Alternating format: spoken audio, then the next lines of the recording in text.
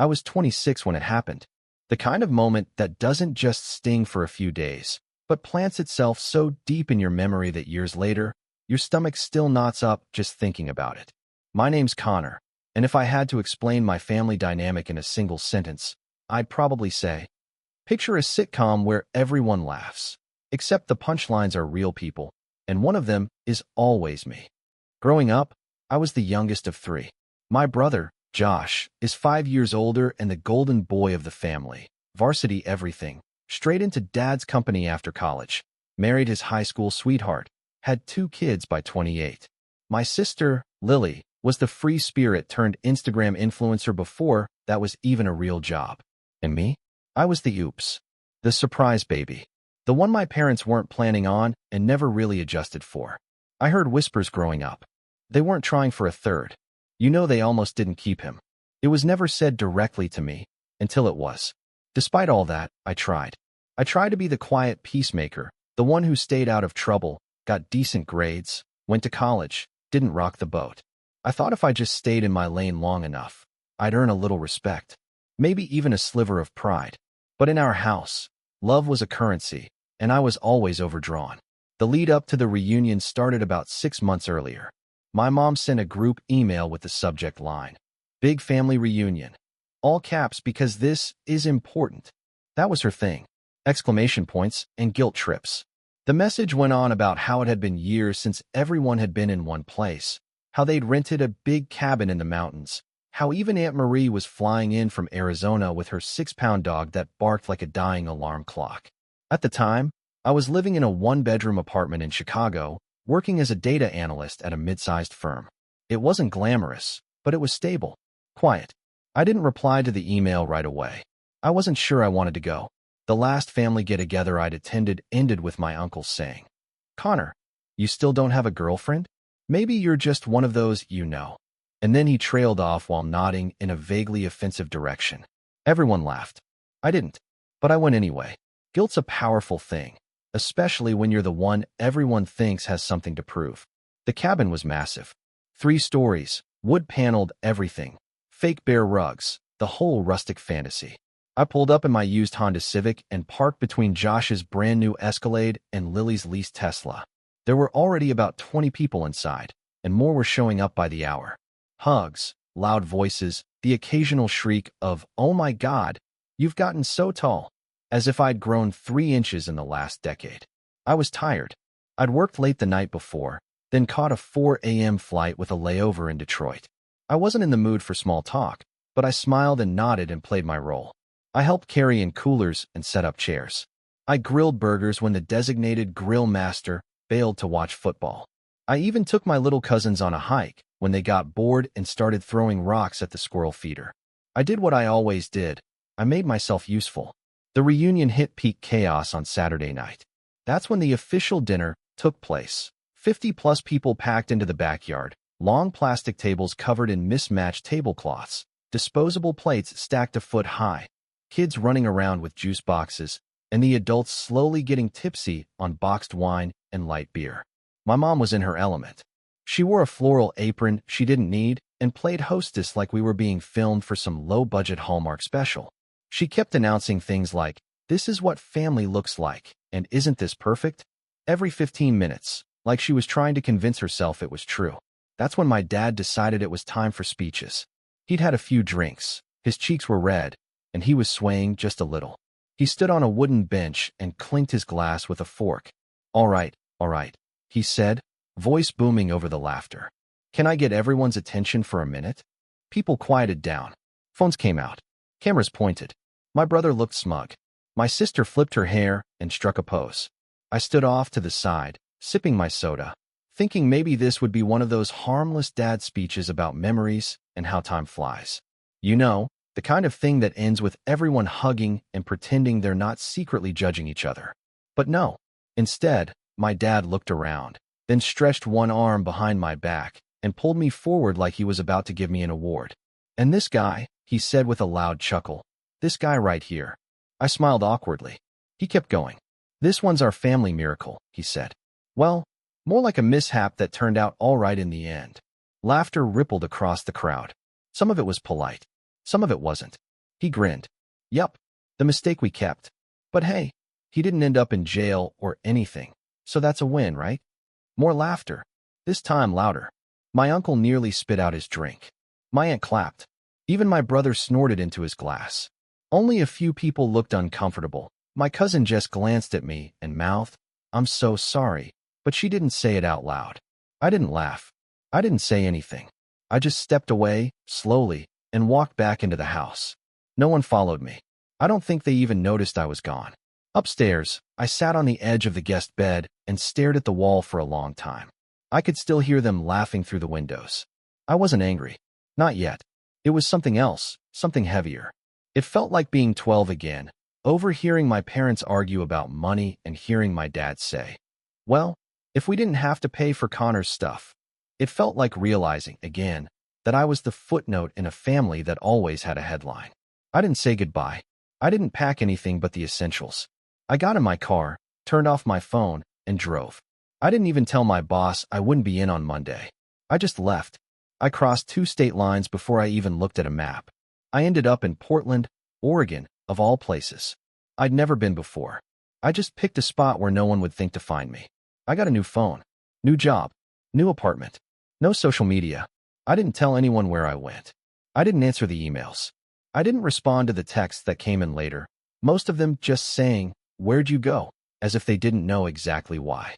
And for a while, it worked. I built a life out there. Small, quiet, peaceful. I joined a climbing gym. I got into photography. I made friends who didn't know anything about my family or my past. I even started dating someone. Really dating, not just the occasional awkward coffee. I felt like I was breathing fresh air for the first time in years. Until 2 years later, when I walked out of my apartment and saw a man sitting on the hood of a rented car across the street. Middle-aged, business casual, holding a folder. I didn't know him, but I recognized the look. Private investigator. And just like that, the past was clawing its way back into my life. He didn't approach me at first. The man across the street just sat there, legs crossed, a leather folder resting on his lap like a schoolteacher's grading book. His car was unremarkable, gray mid-size sedan, Oregon plates, probably a rental from the airport. At first, I assumed he was just someone waiting on an Uber or killing time before a meeting. But then he looked directly at me and gave a nod that wasn't unfriendly, but wasn't casual either. A practiced nod. The kind that said, "I know who you are." I turned around and walked back inside, locked the door. Then I went to the window, pulled the blinds just enough to peek, and watched him still sitting there, still watching me. And just like that, my 2 years of peace evaporated. I didn't answer the door when he knocked later that day. I didn't respond when he slid a manila envelope under the door with a note that read, "Connor, your family just wants to talk. Please read." I didn't even open it. I threw it into the trash, took the trash out, and walked 3 blocks just to throw it into a different dumpster. The next morning, he was gone. But the letter, whatever it was, had done its job. The door was cracked now, and memories were pouring in like rain through a broken seal. I started checking my email again. My old account. The one I'd stopped using after I disappeared. Hundreds of messages, most unread. I didn't open them. Just seeing the subject lines was enough. "Are you okay? Please come back. Your cousin's wedding is in June. We're worried." But one subject line made me stop scrolling. "Dad had a stroke." I hovered over it for a long time. I didn't open it right away. Just stared at the preview line that read, "He's okay now, but it was serious and he keeps asking about you." That night, I didn't sleep. I kept going back and forth in my mind. I'd made my escape. I'd rebuilt. But what if I'd gone too far? What if walking away without a word wasn't strength, but cowardice? The next morning, my phone rang. A number I didn't recognize. I declined the call. It rang again 30 seconds later. Same number. I let it go to voicemail. Then a text came through. "Connor, it's Lily. Please talk to me. I'm not like them." I stood there for a full 5 minutes, staring at the screen. Then I turned my phone off, threw it into the drawer, and went to work like everything was fine. It wasn't. A week passed. Then 2. I kept getting calls from unknown numbers. I blocked them one by one. Then emails started coming in on my new account. Work email. My photography portfolio inbox. Somehow they were finding cracks. Slipping through. The private investigator must have found more than just my address. I felt like I was being watched in every room I entered, even though no one was there. I stopped going to the climbing gym. Stopped going out at all, really. It was like the walls of my new life were growing thinner by the day. And then, about a month later, Lily showed up. She was standing outside my building when I left for work, wearing oversized sunglasses and holding a to-go coffee like she was in some paparazzi video. I froze. She smiled. "Hey, stranger," she said softly. I didn't smile back. "How the hell did you find me?" She held up her phone. "I didn't. James did. He's persistent. Hired someone. I didn't ask to be found." She nodded. "I know. But can we talk?" I didn't want to, but I was too stunned to say no. We ended up sitting in the small coffee shop 2 blocks down, across from each other in a booth near the window. She looked different. Tired, maybe. Or older. But not fake happy like she usually was at family gatherings. "I just wanted to see you," she said. "You didn't even say goodbye. Didn't think I needed to." "That's not fair." "Neither was calling me a mistake in front of 50 people. I snapped. She looked down. I didn't laugh. "Doesn't matter." There was a long silence. She sipped her coffee. I didn't touch mine. "Dad's sick," she said eventually. "He's not doing great. The stroke hit harder than we thought. He's not himself." I didn't say anything. "He talks about you," she continued. "Keeps asking where you went. Says he didn't mean what he said." I laughed bitterly. "He meant it. He just didn't mean to say it out loud." "Maybe. But Connor, we're family." I pushed back from the table. "No, we're relatives. That's not the same thing." She didn't follow me when I walked out. But 3 days later, I got a certified letter in the mail from my parents' lawyer. It said I was being named in something called a Conditional Family Trust Restructure Agreement. I had no idea what that meant, but it mentioned my father's health, his business holdings, and a request for a face-to-face discussion of inheritance restructuring in light of recent events. I ignored it. 2 weeks after that, Josh showed up. This time, I didn't even let him get a word in. I saw him walking up the stairs to my building, opened my window, and yelled, "Leave. Now." He looked up, smug as ever. "Come on, man. Don't be a child. You don't get to call me that. I didn't fly across the country to play games. You never flew across the country for me before. Why start now?" He shrugged. "Dad wants to make things right. Tell him he should have done that before he humiliated me." Josh laughed. "You're seriously still hung up on that? Dude, you've always been sensitive." The words hit like a slap. "You've always been sensitive." That was the phrase I'd heard my whole life. Anytime I tried to stand up for myself, anytime I pushed back, it wasn't that they were being cruel. It was that I was too weak to take a joke. I slammed the window shut and walked away. That night, someone broke into my car. They didn't steal anything. Nothing was missing, but everything had been gone through. Glove box open, trunk emptied, seat pushed all the way back, like someone was looking for something. I filed a report, changed the locks on my apartment, and installed a security camera. I couldn't prove it was them, but I didn't need to. The next letter that arrived was from my dad. Handwritten. Shaky. He apologized. Kind of. Said he missed me. That he didn't want to die with bad blood between us. That he wanted me to come home. Just for a visit. Just to talk. There was a check enclosed. $10,000. I didn't cash it. I didn't even touch it. I stared at it for a while, then ripped it in half. 2 days later, another letter arrived. This one wasn't from my dad. It was from Josh. And this time, it wasn't sentimental. It was business. "If you don't come home soon," he wrote, "the company and the estate will pass fully to me. You will be left out of the new documents. We try to give you a chance.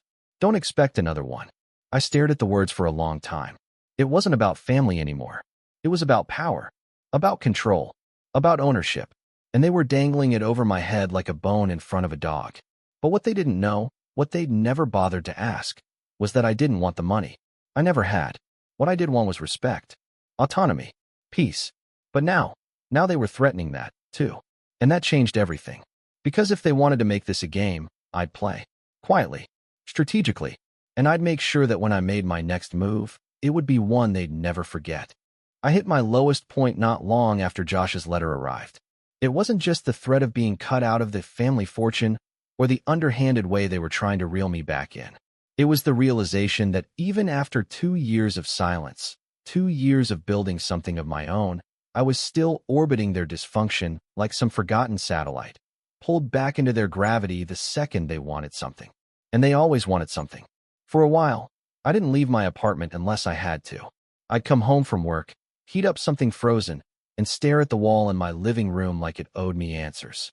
I ignored the texts, the letters, even the knock on the door one night that I swear was Lily again, though I didn't check. I just stood in the hallway, holding my breath, waiting for it to stop. There's a kind of numbness that sets in when you realize your absence only became important to people when it threatened their convenience. When you realize your peace isn't something they care about. It's just something that made you harder to control. I started questioning everything. Why had I left? Why hadn't I burned the bridge publicly? Why hadn't I screamed back at my dad that night, instead of slipping away like a shadow? Part of me felt like a coward. Another part of me knew that silence had always been my sharpest weapon.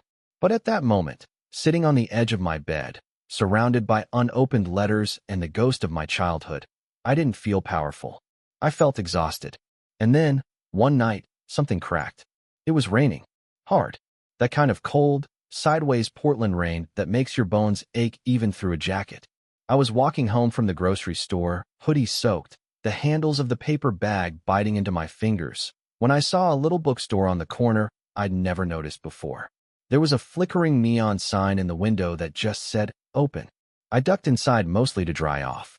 I didn't even plan to stay long. But it was warm, and quiet, and smelled like cedarwood and old pages. The kind of place that doesn't exist in chain stores anymore. Behind the counter sat an older guy with a silver ponytail and half-moon glasses. He didn't say a word, just nodded at me and kept reading. I wondered. I wasn't looking for anything in particular, but my eyes landed on a thin paperback tucked between two bigger, shinier titles. The Gift of Being Overlooked. I picked it up, flipped through it. It wasn't a memoir, not really. More like a collection of short essays by people who'd been written off, by family, society, teachers, whoever, and had gone on to quietly build lives that mattered. Not loud success, not fame, just meaning. I bought the book, read the whole thing in 2 days, and something in me shifted. I realized I'd been treating my life in Portland like it was a pause, like eventually, I'd be forced to hit play again and return to the world I'd left. But what if this wasn't the pause? What if that life, my old one, was the false start? I wasn't a failure. I wasn't broken. I wasn't the mistake they kept. I just hadn't started yet. So I started. Slowly, quietly, deliberately. I left my analyst job. It was safe, sure, but it was draining the life out of me. I'd been building up savings, living frugally, freelancing on the side, taking on odd photography gigs when I could. I'd never needed much. I started working full-time as a freelance photographer. Weddings, local events, portraits, real estate shoots. I didn't have the best gear, but I had an eye, and I cared. And word of mouth spreads fast when you actually show up on time and treat people like humans. I joined a local co-working space. It was small, just a few desks, some beat-up couches, and a weirdly aggressive espresso machine. But it was filled with people who were building things. Startups, art, nonprofits, stuff that mattered. For the first time in my life, I felt like I was part of a community where no one cared who your parents were or what your last name meant. That's also where I met Mara. She was a UX designer, always wearing mismatched socks and drinking some kind of horrifying green juice. We were desk neighbors. She made me laugh. I made her playlists. One night, we stayed late working on our respective projects, and she looked up from her laptop and said, "You ever think you're here for a reason?" I blinked. Like in Portland? No, I mean here. Alive. Doing what you're doing. Sometimes, I said. Mostly I just feel lucky to be out of the wrong place. She smiled. That counts. We started dating not long after. And it was different than anything I'd ever experienced. She didn't try to fix me. Didn't pry. She just saw me. And for someone like me, someone who'd grown up feeling like wallpaper in his own life, that was a bigger deal than I could explain. Around that time, I got serious about my own project. It started as a blog, a place to put my thoughts. I called it Second Draft. Stories, reflections, photos from my shoots, pieces of myself that I'd always kept hidden because I didn't think they mattered. But they did. People started reading, subscribing, sharing. One post in particular went kind of mini-viral. It was titled, "When You Realize You Were the Family Scapegoat." I didn't name names. I didn't even say it was my story. But it struck a nerve. Hundreds of comments. Emails from strangers. People saying, I thought I was the only one. That's when I realized my story wasn't unique. It was just unspoken. And speaking it out loud, that was power. I bought better gear. took online business classes, upgraded my website, started taking on clients who aligned with my values, nonprofits, activist groups, small businesses trying to do something meaningful. I wasn't rich, but I wasn't struggling either. I had purpose. I had roots. And for the first time in my life, I didn't feel like I had anything to prove to anyone. Which is why, when the final letter came, I didn't cry. I didn't freeze. I didn't even get angry. I just read it. This one was from my mom. Short, handwritten, shaky, but legible. Your father is dying. Please come home. That was it. No guilt. No lecture. No check. Just those 6 words. I sat with the letter for a long time. Read it again. Then again. And I realized something. They weren't reaching out to fix what they broke. They were reaching out because they feared being forgotten. And I had already forgotten them. But this time, I wouldn't just disappear. This time, I wouldn't run. This time, I'd show up. Not because they wanted me to, but because I had something they didn't expect. Power. I didn't decide to go back right away. The letter sat on my desk for a full week, unopened after that first reading. Every time I walked past it, I caught myself glancing at the crease in the paper, the slanted handwriting, the way she didn't even sign it, "Love, Mom." Just please come home. Home. That word had never felt less accurate. Still, I knew I'd go. Not because I wanted to make peace. Not because I forgave them, but because I needed to see it. I needed to know how much had really changed. If they were still clinging to the narrative that I was the problem. If they still thought they could rope me back into the orbit of their broken little galaxy. And, if I was being honest with myself, part of me wanted to look them in the eyes and let them see what they'd thrown away. But I wouldn't go unprepared. If this was the end game, I was going to play it like chess, quiet, deliberate, 3 moves ahead. They didn't know what I'd built in those 2 years. They didn't know I wasn't scared of them anymore.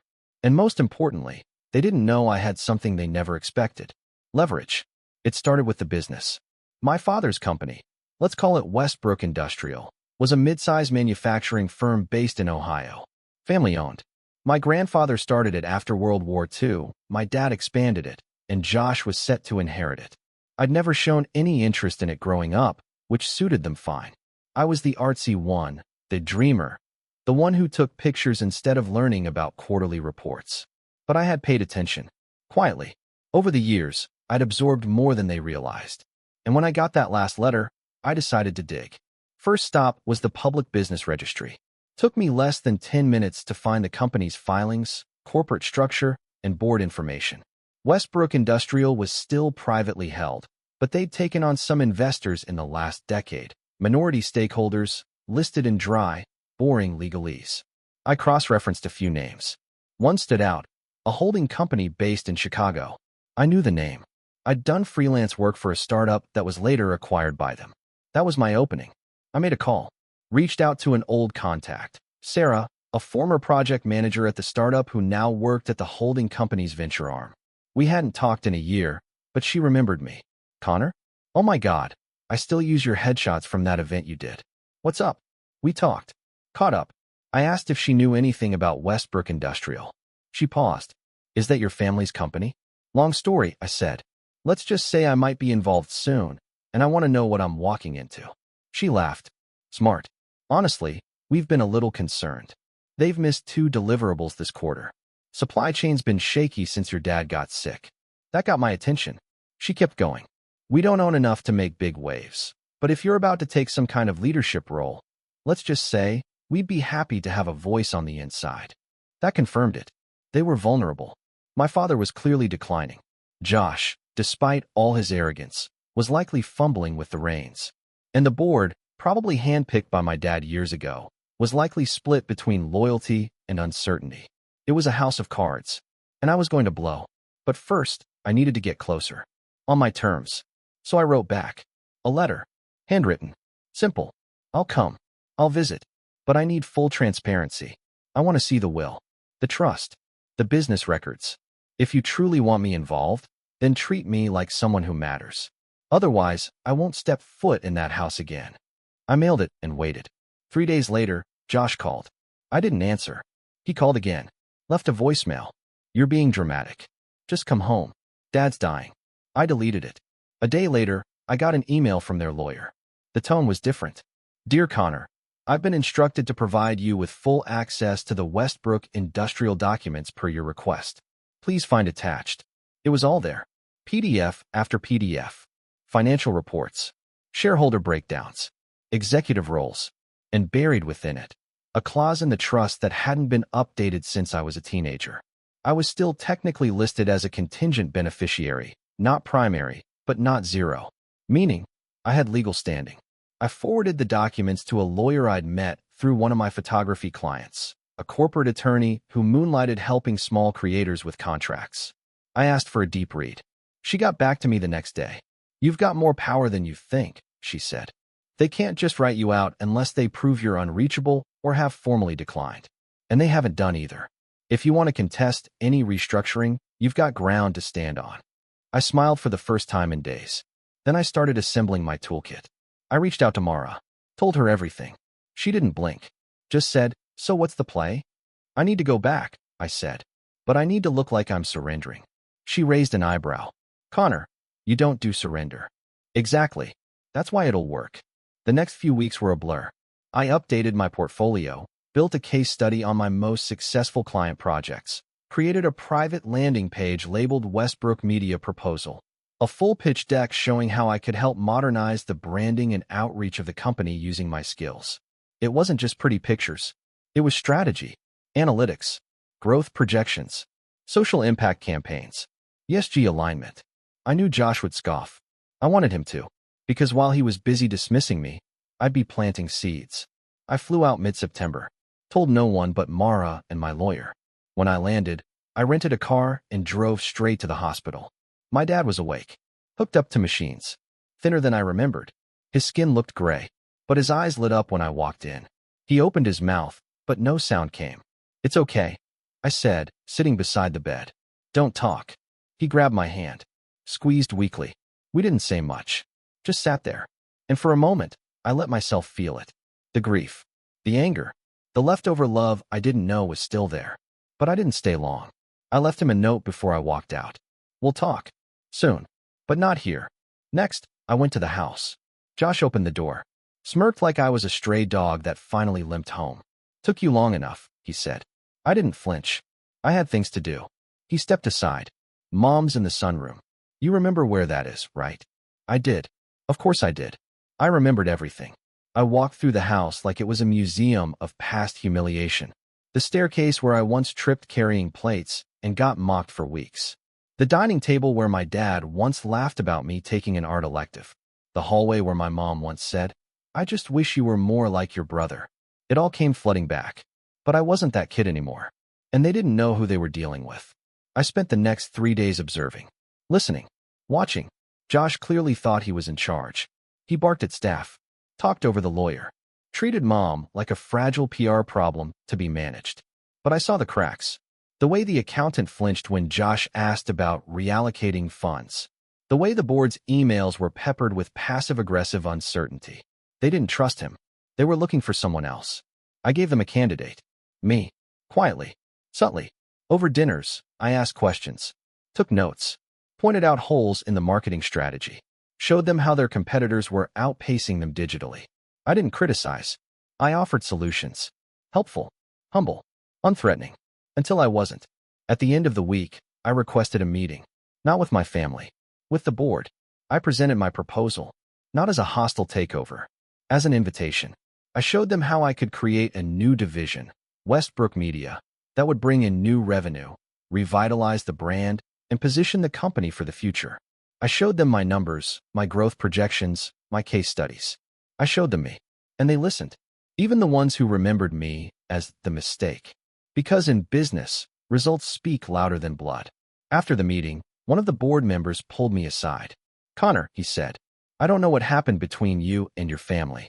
But I'll tell you this, what you just presented. It's exactly what this company needs." I nodded. That's all I ever wanted to be. Needed. He smiled. "I think you just changed everything." And I had. But it wasn't over yet. Because now that I had a foot in the door, it was time to kick it open. I didn't swing the hammer all at once. That would have been too easy and too obvious. No, I did it slowly, carefully, like someone unpicking a knot that had been tangled for years. The first thread I pulled was the most delicate, the one holding my father's company together. After the board meeting, I got provisional approval to begin groundwork on Westbrook Media, a digital modernization division under the company umbrella. It started as a pet project, something they could test with minimal risk. But in reality, it was my Trojan horse. A sanction role, an official title, a seat at the table, and that was all I needed. Josh didn't like it. Not one bit. He tried to play it cool. Happy to have you on board, little bro. But the way he gripped the arms of his chair during meetings said everything. He didn't expect me to stay. He thought I'd drop in, make peace with Dad, maybe collect a check and go back to Portland. He didn't realize I was building something. Something real. I worked 12-hour days. Hired a skeleton crew of freelancers I trusted. Designed a rebranding campaign. Ran analytics. Optimized logistics on the back end. Meanwhile, I met with vendors, legacy clients, even skeptical board members who thought I was just another soft creative. I spoke their language. Numbers. ROI. Retention. I showed them results. The board began to shift. And Josh, he began to unravel. The more I succeeded, the more obvious his failures became. He'd been coasting for years on the assumption that he was the heir apparent. But he didn't understand the modern business landscape. He didn't adapt. Didn't innovate. Worst of all, he micromanaged, pushing loyal employees to the brink, firing anyone who pushed back, padding his authority with yes men while the company bled slowly from the inside. I didn't need to sabotage him. He was doing that all by himself. All I did was document it. Every complaint, every missed metric, every private contractor whose payments were delayed or mismanaged under his leadership. I gathered it quietly, professionally. I wasn't just taking notes. I was building a dossier. And when the time came, I'd show it to the exact people who needed to see it. But first, I had to make things right with the one person I hadn't confronted directly. My father. He was back home by then, recovering in a private wing of the house. We hadn't spoken much since my return, and for the first few weeks, he mostly slept. But one morning, I found him awake, staring out the window at the backyard like he didn't recognize it. I sat beside him. He didn't look at me right away. I heard you're turning the company into a media circus, he said flatly. I smiled. Just trying to make it profitable. He exhaled through his nose, half a laugh, half a sigh. Never thought you'd come back. I didn't come back, I said. I moved forward. He nodded slowly. Your mother says you're doing good work. I waited, then said, she also told me what you said at the reunion. He winced. It was a joke, he said. A bad one. No, I said. It was the truth. Just not the kind you meant to say out loud. He didn't reply. I leaned in. You wanted to humiliate me. To remind everyone where I stand. He didn't deny it. I stood to leave. But before I walked out, I said, you don't have to like me. You don't have to love me. But if you want the company to survive, you'll need me. He closed his eyes. And I walked out. That night, Josh cornered me in the garage. Red-faced. Sweating. You think you're clever? He hissed. Sliding into meetings, kissing up to the board, playing the underdog card? They're just humoring you. You're still the screw-up. You always will be. I looked him dead in the eye. No, Josh. I was the backup plan. And now, I'm the exit strategy. He stormed off. 3 weeks later, I got a call from Sarah, the contact at the holding company with minority shares. She was blunt. We're voting at the next board meeting. We're backing your proposal. What proposal? I asked, playing dumb. She chuckled. Don't play coy. Your plan to restructure the executive branch. Phase out legacy leadership. Consolidate operations. I let out a slow breath. It passed committee. With flying colors. Your numbers are airtight. And frankly, no one trusts your brother anymore. It was time. The final board meeting was a closed session. All executives. No assistants. No distractions. I came prepared. Slide deck. Financials. Performance data. Testimonial letters from longtime vendors who supported my plan. Then, quietly, methodically, I presented the dossier. I didn't embellish. I didn't gloat. I just laid out the facts. The contracts Josh had mishandled. The employees he'd fired without cause. The suppliers he shorted. The clients he lost. The morale he tanked. And then I ended with this. Westbrook Industrial has survived 3 generations not because of bloodlines, but because of leadership. We can't afford entitlement. We need stewardship. Accountability. Vision. I clicked the final slide. It read, Proposal, Install Connor Westbrook as acting executive director of Westbrook Media and Strategic Operations. Immediate effect. Silence. Then a board member cleared her throat. I second the motion. Another voice. All in favor? Hands went up. Unanimous. Josh looked like someone had slapped him with a brick. He stood up, ready to scream, but Dad, frail, quiet Dad, spoke from the end of the table. Sit down, Josh. And he did. He actually sat. Later, in the hallway, Josh tried to corner me again. But this time, there was no venom. Just disbelief. You can't just take this. I shrugged. I didn't take it. I earned it. He stared at me like he didn't recognize me. Maybe he didn't. After all, I wasn't the mistake anymore. I was the reckoning. Over the next 6 months, I turned the company around. Revenue increased. Public image improved. Internal culture shifted. I promoted people who had been overlooked for years. I created new internships. I built partnerships with nonprofits. We even launched a scholarship in my grandfather's name. My dad retired officially. He didn't say much. But one day, he handed me an envelope with a photo inside. Me at 5 years old, covered in finger paint, grinning like a maniac. He said, I didn't know what to do with you back then. I know, I said, but I figured it out myself. He nodded. You did. My mom cried when I told her I was staying in town for now. Not because I felt obligated, but because I had earned my place. On my terms. And Lily? She apologized. Truly. We met for coffee and had the most honest conversation of our lives. She admitted she'd been scared of being on the outside too. That maybe that's why she stayed silent all those years. I forgave her.